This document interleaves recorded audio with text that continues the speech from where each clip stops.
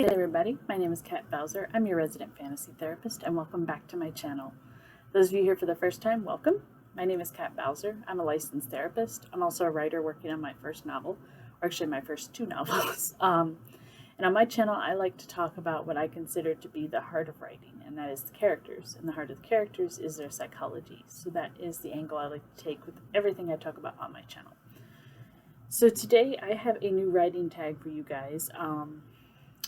I wasn't real sure if there was one like this that existed, so I went and looked up some of these questions. Some of them I found, some of them I didn't. So I thought I'd just put them all together in one tag. So you guys are, of course, welcome to do this tag. If you do let me know, because I really want to see what your guys' responses are to some of these questions.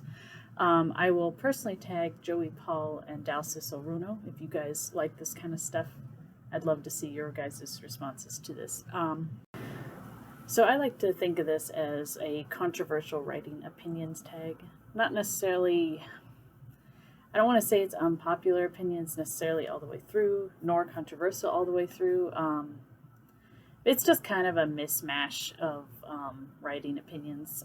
So I figured I'd go controversial because I think everybody's going to have different thoughts on all these questions. So there you go. So there are 10 questions, so we will just jump right into it. First question, what is a writer's style that you haven't been able to engage in? This one I thought about for a while because there are some authors that there are certain things about their style I don't like, but I still can read their overall style. But as for one where the style itself just kind of turns me off, honestly, Robert Jordan, which is weird because everybody told me, since I love Lord of the Rings and Middle-earth so much, said you have to read The Wheel of Time. You have to read The Wheel of Time. I have tried several times.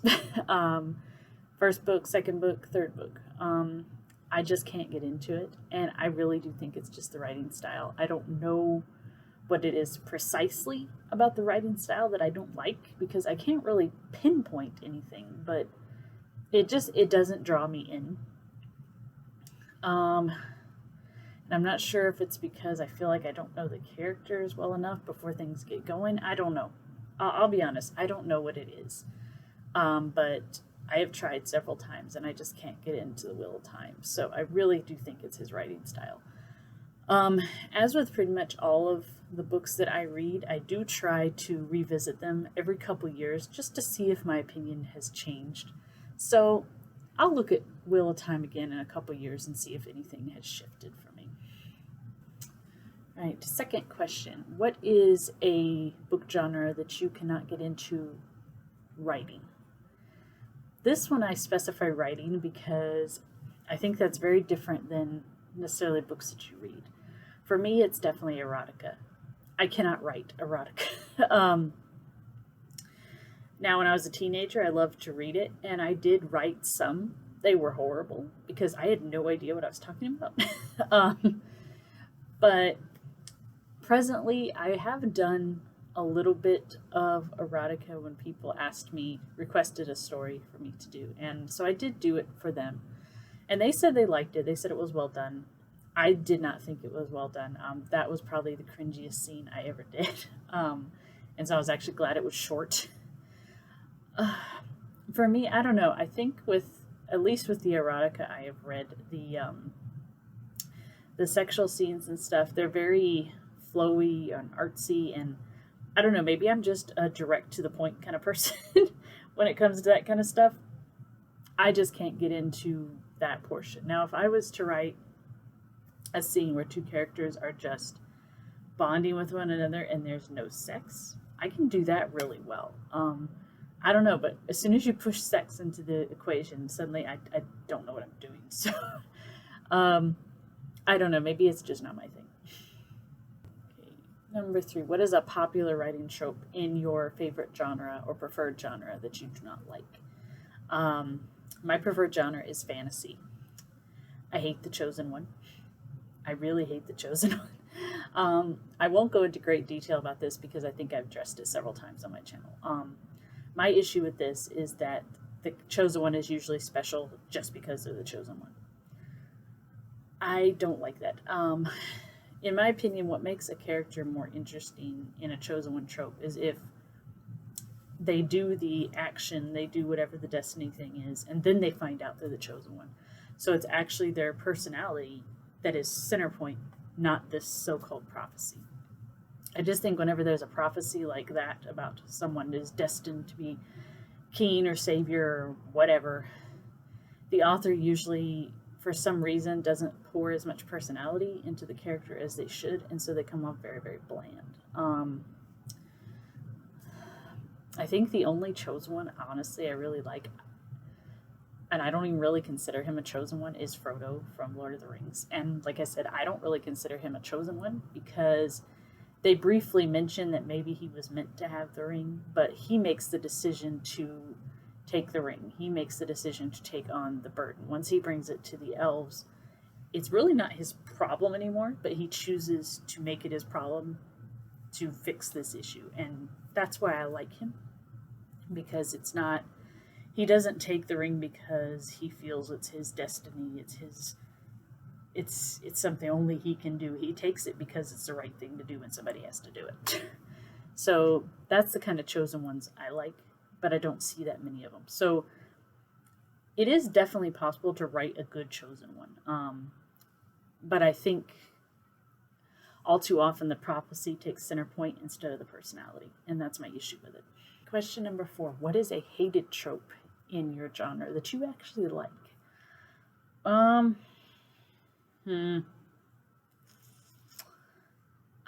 briefly mentioned that I do like the resurrection trope occasionally if it's done well. But overall, I'm gonna go with. It seems like, especially in fantasy, the focus more lately has been on the human characters. I like the other characters. I've never been super interested in what the humans are doing in a fantasy world. I've always wanted to look at the other fantasy creatures: dwarves, elves, fae, centaurs, mermaids, whatever. I want to see these other fantasy races, and that seems to be not as popular anymore. It seems to be more, what can the human do in a magical world? And for me, that's not what calls to me. I want to know more. What do these other races do? What are their cultures like? What is their psychology like? How do they think? That kind of thing. So I guess I'll go with that. I don't think it's a hated trope, but it's just not one I see done very much. Like I said, usually there's an emphasis on the humans, and I care less about the humans. Number 5. What is some writing advice that you do not like? Your first draft is going to be trash. I hate this. Ooh, I hate this so much. Not because of the sentiment, because I get the sentiment. The idea is that you don't want someone to be comfortable with their first draft because it's going to need a lot of work. But telling someone their first draft is trash or horrible or whatnot, that doesn't help. I don't think that's encouraging. And you're going to get enough criticism in the writing world by yourself. You don't need to be doing it to yourself. In my opinion, I think we should look more at the first draft as this is a first step. It's going to need work. You're going to need to figure out where the flaws are, but also where the strengths are, because you're going to find your strengths in your first draft too. You're not just going to find, oh, this is horrible, this is horrible, this is horrible. You're going to go through and you're like, this is good, that's horrible, that needs to be taken out. I need to improve on this, but it's a good start. Those are the kind of things you're going to find. And I really think that needs more emphasis. Number 6, what is a grammar or spelling rule that you don't like? My major one is fragments. I understand why they're there, but I think people are scared to use them when in some instances that's really what you need to use. They're really good for emphasis, but you don't want to overdo them. So I understand why that's a rule, and I do think it's an important rule, but I think people need to be less afraid to break it when it needs to be done. That being said, lay, laid, and lie. I hate this. I still hate this. I had issues with it in school. I had issues with it in college, and I still have issues with it. Every single time I use lay, lie, or laid, or lane, I have to look it up because I don't know. I think it's because sometimes what's grammatically correct sounds weird. So my guess is my editor is probably going to be pointing this out to me a lot, and I've already accepted that. So for this one, I'll go with that: lay, laid, and lie. Why can't it make more sense to my ears? Right, number 7. What is a writing trend that you do not like or are not fond of? Grim dark. I know this is very, very popular. A lot of books do it very, very well. I'm just getting so tired of seeing it. Anybody that has watched my channel for a long time knows that I am a fan of the happy ending. It's something I like. I like following characters that are decent people. And the problem with Grimdark that I found is that there's so much emphasis on making the characters human and flawed that you forget to make them likable. A Song of Ice and Fire is really bad about this. I have read it, and I do think it has its merits, but except for maybe one or two characters, every single character in that series is an asshole. I'm sorry.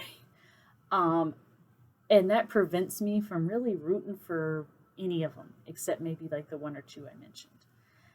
And the one or two that I like because they're still overall good people. They have bad things that they sometimes do, but they're not overall like this totally, I don't want to say trashy, but their flaws don't outweigh their good points. And I think a lot of times in Grimdark, that's what ends up happening is your characters suddenly have so many flaws that their good points don't really matter anymore because you've given them too many flaws.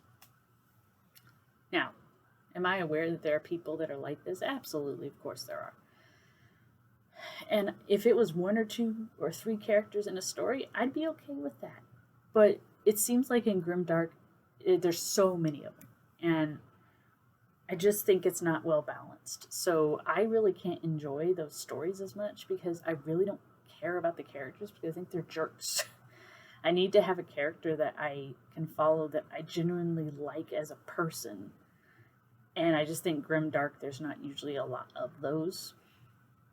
I don't have anything against the idea in itself of making a story or a world more grim and less optimistic. It's not my preference, but I don't think that necessarily ruins the story. But I have to like the characters. There has to be at least one main character I like. And in general, in Grimdark, I can't find any. Question number 8. Prologues and epilogues, yay or nay? Like anything, I think it depends. They can be used well, and sometimes they are absolutely needed. For myself, I don't know why, but I am more open to an epilogue than I am a prologue. And I'm not entirely sure why that is. I think it probably has to do with a lot of the prologues I have read, I think could have been incorporated into the main plot much easier, and it would have flowed better. That's usually my issue with prologues, is that I usually think that they could have been incorporated into the main plot better and delivered their information that way. And that's usually why I don't like prologues. But there have been cases where prologue was absolutely necessary, and those are fine. Epilogues, I don't mind as much because I think it's like a little extra scene. I look at it as like a post-credit scene in a movie. If you were to take it out, the story is still complete. It's just like a little extra info for you, and I like that. I'm not a huge fan when there's huge time jumps with epilogues. I don't mind small ones, but if there's a huge time jump just to say, hey, oh, look, so-and-so got married, so-and-so had kids, so-and-so went on to become king or queen or whatever. I don't know. I guess I just don't want to see that as much because it's too distant.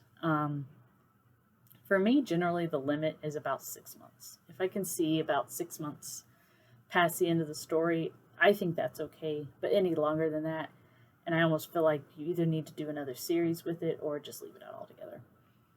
Right, question 9. What are your pet peeves with book covers? I think book covers are really important. As much as I wish I didn't say it, book covers are what my mind goes to first when I'm looking for a book. I want to see if the cover catches my attention. really bright neon colors don't do it for me. But the main thing for me is I'm not a big fan of characters on a cover because for me, I want to imagine them myself. So I like more like abstract covers that kind of reflecting like the overall theme of the story or maybe some scenery. I like that kind of stuff. I'm not a huge fan of characters on the cover. Now, that being said, if it's a character that is like draped in shadow and you really can't see a lot of their detail, I'm okay with that. I think those can be done well. But like precise, here's what so and so looks like, here's what so and so looks like, not a fan. Last question, number 10. We're going to talk about point of view. So, what is your favorite and least favorite point of view to write? Favorite is third person past. I don't know why, but present sounds weird to me when I write it and when I read it. It just takes me out of the story. And I don't know why, because it's usually written really well, but for whatever reason, my brain just doesn't do present tense, so I don't write present tense. I like third person because I can go to different areas. I can go to different locations, and that's always fun. And I think it helps to build your world if you can see different areas and engage with different characters. If you're doing just one point of view, like in first person, I think it severely limits you. But in some stories, that's what you want. So I'm not against first person. It's just not my preference. I actually have a work in progress that I haven't started yet. It's just sitting in the back of my mind that is probably going to be first person. But I got to get the hang of writing first person again. I haven't written first person in years. So third person past is my favorite. First person past, I'm okay with. Present, I just don't like at all. But honestly, the one that I really just loathe is second person. And to be fair, I don't know a lot of writers that can do this one well. This one is very, very hard to do. And I think for me, what gets me is you have to make assumptions of your reader. And so you can't put as much emotion exploration in without your reader kind of going, well, that's not what I would think. That's not what I would do. So that's why I say this one's very hard to do. I think it can work in brief spurts in a story, like for a chapter or two, but as a general rule, as a whole story, I don't really see this one working that well. So that one is definitely my least favorite, is second person. So those are my 10 questions. I hope you guys enjoyed kind of exploring this with me. And if you guys want to do this tag, please feel free and let me know if you do, because I want to check out your guys' answers. As always, if you guys like my content, please let me know. If you leave comments below, I will get to them as soon as I can. And if you want to know when I upload, make sure you subscribe and ring the bell so you don't miss my next videos. And until next time, I hope you guys have a good one.